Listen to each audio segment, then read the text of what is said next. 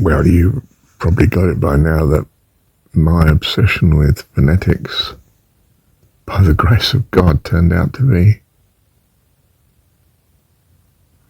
very valuable in understanding. For creation is by word, and word is vibration, sound. And all matter is, if you like, just concentrated, crystallized. A vibration of what? In what? Well, in some sense, the mind of God. We are his fantastic thoughts. He's in story, eternally. And if we are to be at ease in paradise like him, we have to realize and know that we are part of that story,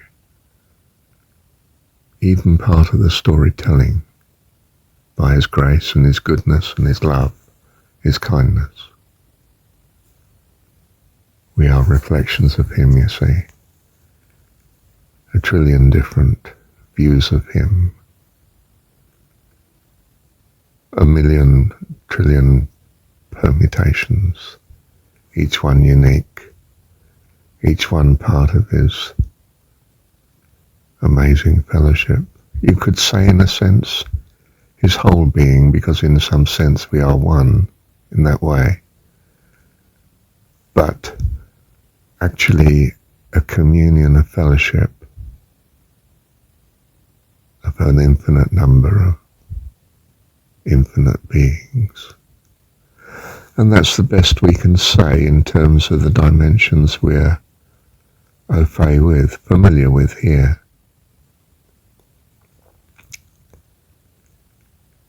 Sometimes another language has the sounds that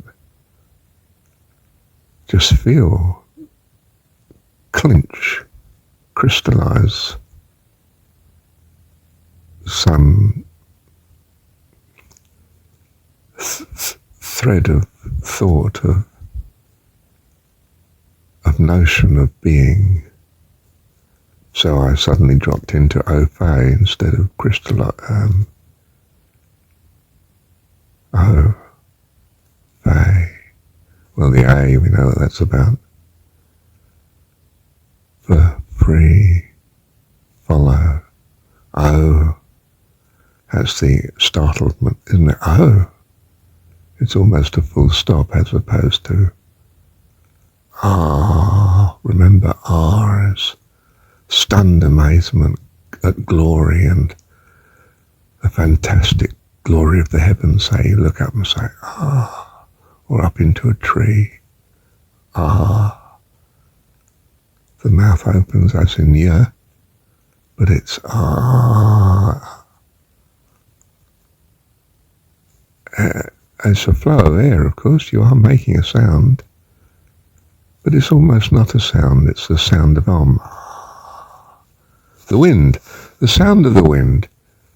I don't mean a heavy, violent sound, but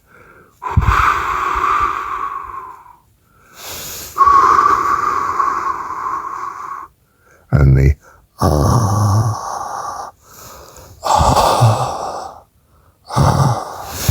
Isn't it the sound you make when you're tired at the end of the day and you sink into a lovely warm bed and perhaps your beloved beside you and you just think, love you, sweetheart.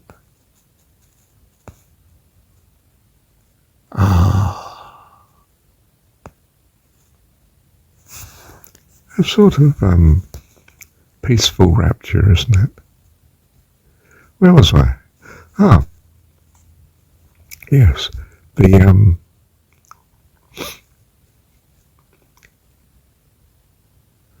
instantly, just in passing, in case I can't anchor it elsewhere, why?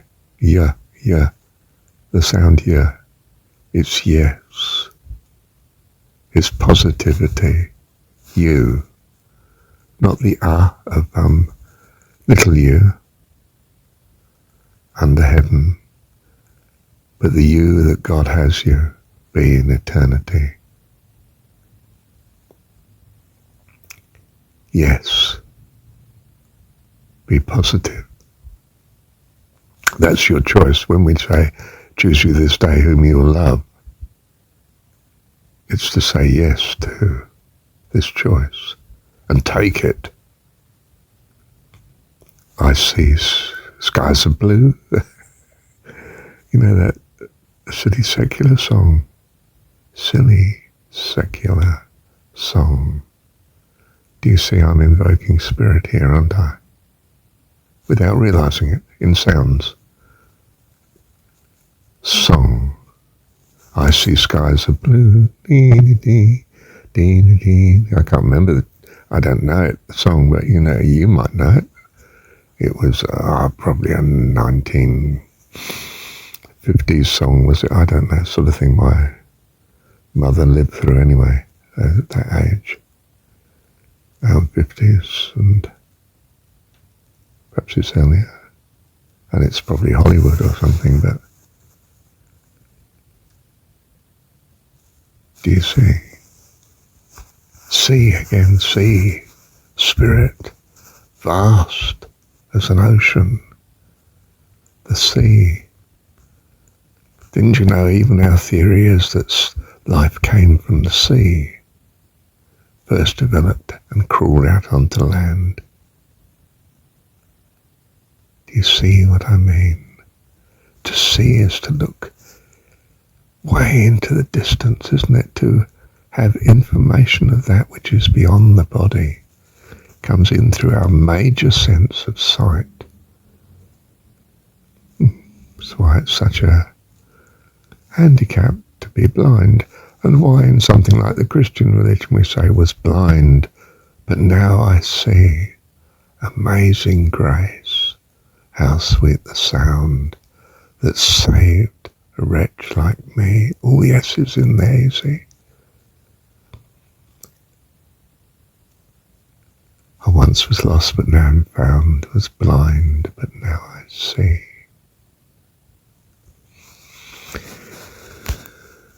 Well, bed, on the other hand, you don't see. You go to bed, you close your eyes. In fact, it's very hard to sleep with your eyes open. Although many kids do it in class. They're far away daydreaming.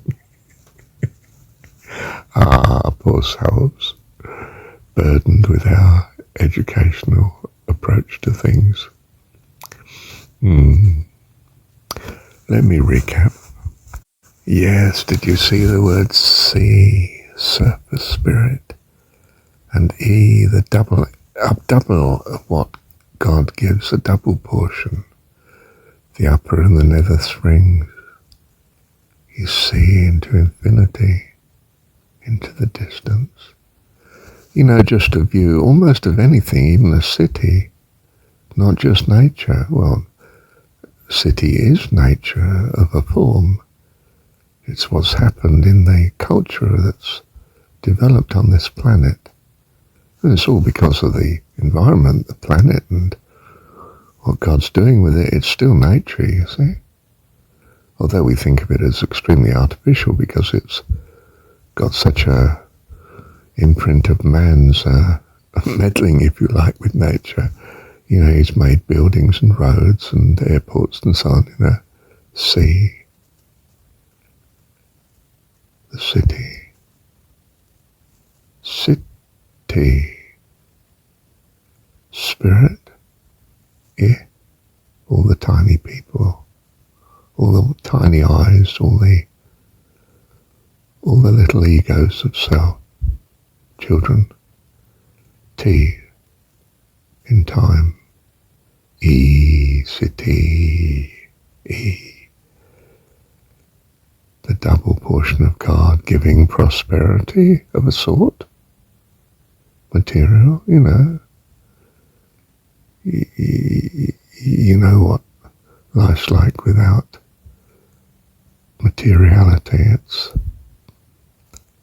It's pretty dangerous, and it's unbelievably uncertain, and crude and cold and hungry, and uncertainty is everywhere. A city as a wall. It's trying to value permanence. It's a desperate bid by man to get away from what he didn't want to live with in nature, which was the danger of wild animals and other people and lack of society and communion. City was his childlike attempt to protect himself from all that he didn't want.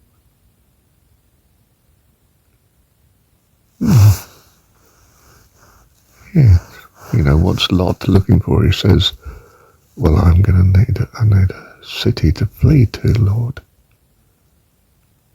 And he has to flee from the city in the end, story of Lot leaving the city of, I don't know, is it two cities, Sodom and Gomorrah, which are now names for, cities that went terribly wrong.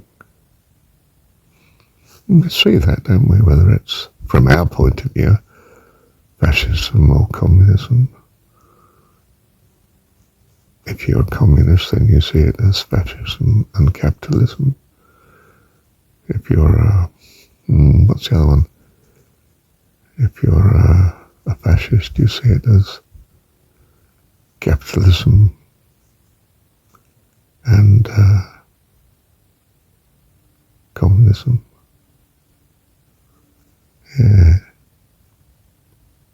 How'd I get onto that? I don't know. Yes, going back to the beginning, word is vibration of sound, vibration of spirit, sound, nada. You could analyse that word.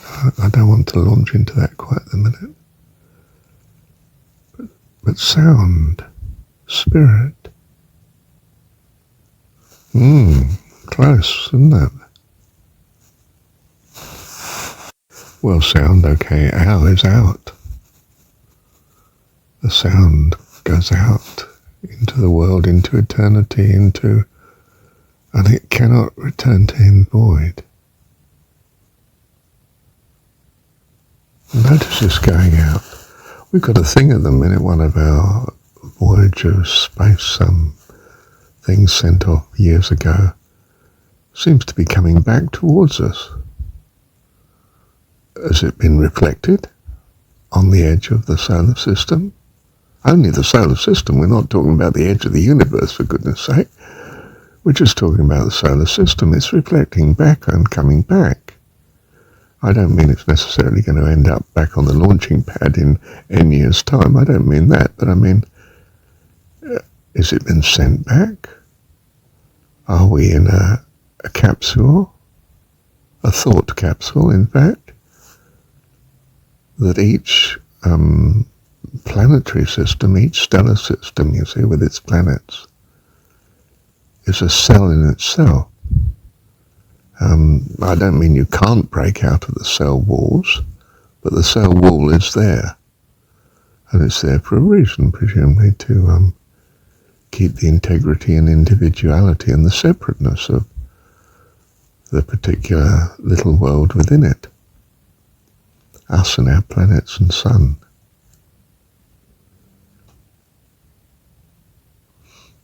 That the universe is made up of cells. Cells of thought. Each one is a life with its own generation of life in it, in a sense. Its star. By which I mean giving light, vibration,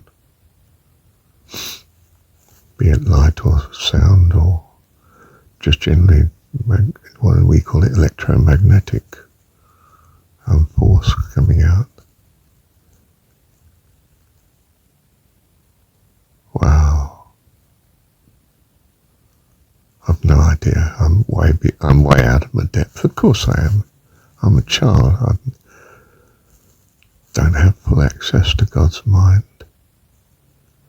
But I trust that we will have, by his loving kindness and grace, and his incredible will and purpose,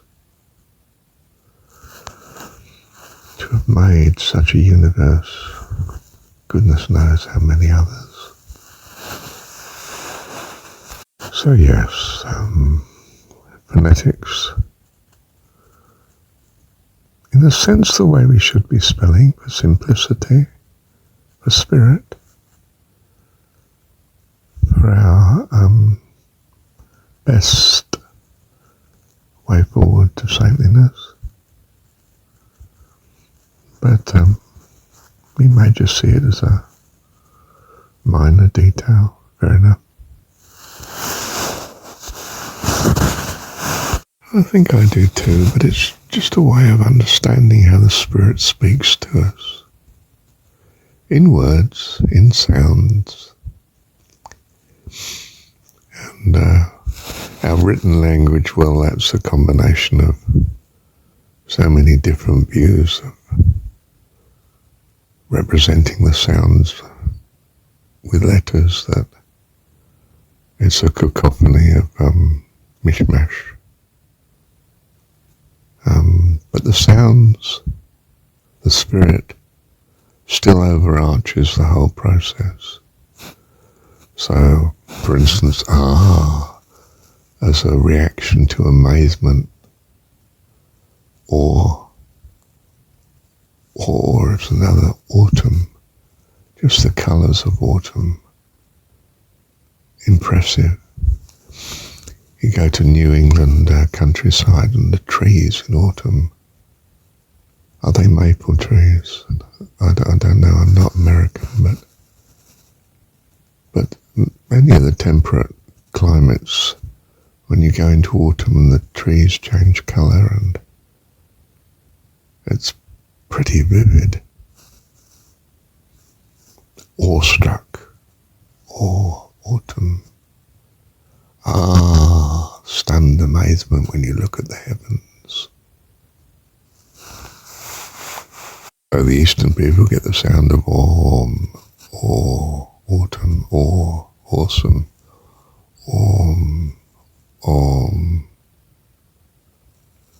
The Christian has amen, amen, The Egyptian, well, early days, amen. Tutant, amen. Ammon. It's actually worshipping man. But before you feel too heady about it, look what I've been saying. You can only love the projection of what you value, personification of your values, which is the worship of man without realizing it, but it leads to, ideally, a worship of God. What you have to realize is that the worship of man is only an experience on the way, just like the worship of a partner falling in love and thinking you're going to have an eternity with this perfect person. Not at all. What you fell in love with was a projection of what you valued. It's just that you projected it onto her or him because, well, you wanted company. Individual, separate, unique company, but in fellowship and harmony with you. You longed for communion. So you took it. You projected onto this person your understanding of perfection and fell in love with them. How sweet. Bless you. And you are blessed. Because you learn from this what love is. And it's that which you can ultimately give to God, and should give to God, for life eternal. That you fall in love with God. Ah, bless you. And thank you, Heavenly Dad. Thank you, Dad.